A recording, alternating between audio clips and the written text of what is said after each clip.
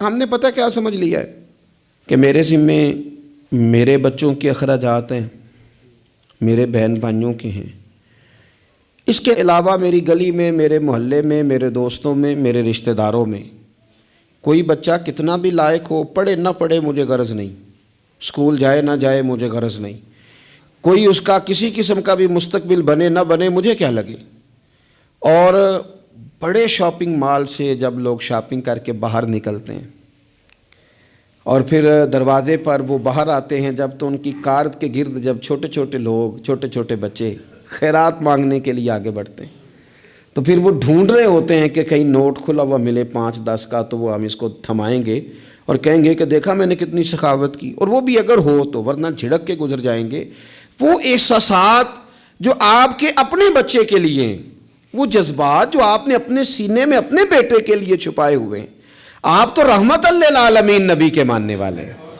آپ کس طرح ایک دائرے میں اپنے آپ کو بند کر کے بیٹھ گئے اور دوسروں کے بارے میں آپ نے وہ بات کی نہیں، وہ ذوق پیدا ہی نہیں کیا۔ بڑے درد سے کہتا ہوں، جب ہم کسی کے بچے کا عیب بیان کر رہے ہوتے ہیں تو دل پہ ہاتھ رکھ کے ایک دفعہ سوچنا چاہیے کہ اگر یہ بات میرے بچے کی ہوتی تو میں یوں ہی بیان کرتا،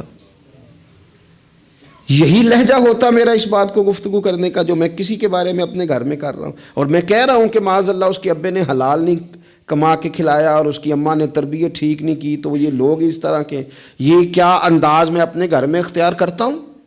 تو میرے نبی پاک صلی اللہ تعالیٰ علیہ وسلم نے تو کہا ہے، مومن ہوتا ہی وہ ہے جو اپنے لیے پسند کرتا ہے وہی بھائی کے لیے بھی پسند کرتا ہے۔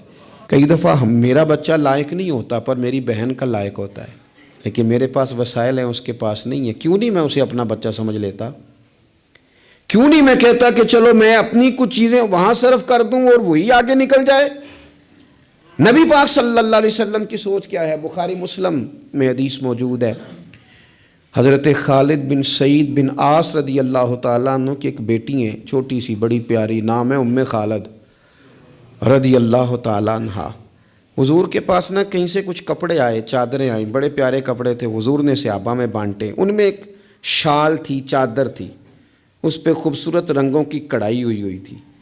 تو وہ چادر جب نکلی تو لوگوں کو بڑی بھلی لگی، تو حضور نے فرمایا تمہارا کیا خیال ہے میں کسے دوں گا؟ تو صحابہ چپ کر گئے، بھئی ہم کیسے بتا سکتے ہیں کہ محبوب کی چاہت کیا ہے؟ حضور نے تجسس بڑھانے کے لیے کہا کہ تمہارا کیا خیال ہے میں کسے دوں گا؟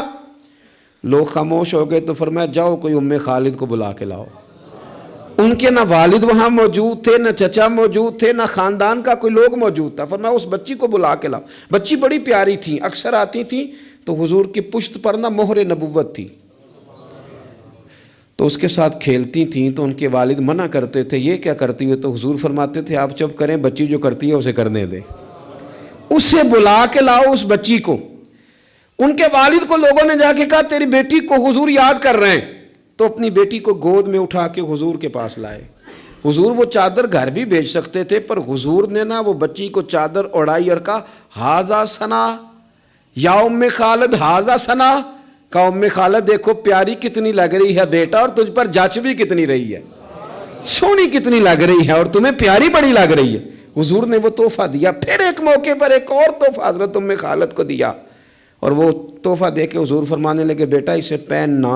اور پھر پہننا اور پھر پہننا اور بار بار پہننا، اللہ تمہیں لمبی عمر دے اور اسے پہن کے پرانا کرنا۔ حضرت ام خالد صحابیات میں سب سے بعد میں ان کا انتقال ہوا ہے، 90 سال کے قریب عمر ہو گئی تھی، پر کہتی تھی میں نے مدینے والے کا تحفہ آج بھی سنبھال کے رکھا ہوا ہے۔ کیوں کہ حضور صلی اللہ علیہ وسلم کے جذبات اگر حضرت حسنین کے لیے ہیں، اگر اپنے عظیم عالی شان عظمتوں شانوں والے نواسوں کے لیے ہیں، تو حضور صحابہ سے ہی پیار نہیں کرتے تھے، صحابہ کی اولادوں سے بھی پیار کرتے تھے۔